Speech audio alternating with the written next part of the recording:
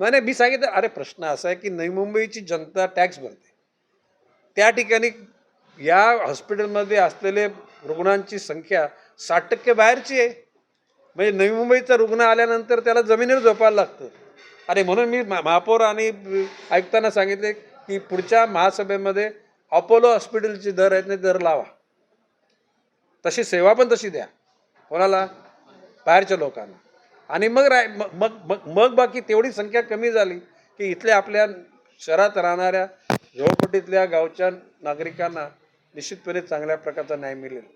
म्हणजे एखादा अपघात घडला आणि अपघाताचे लोक समजा आले तर त्या ठिकाणी आपले लोक रुग्णात म्हणजे म्हणजे कॉटवर असतील त्या लोकांनी बाजूला जावं जर ज्यांची स्थिती परत त्या रुग्णांना. परंतु 12 महिने 24 तास हा भार कसं सहन करणार.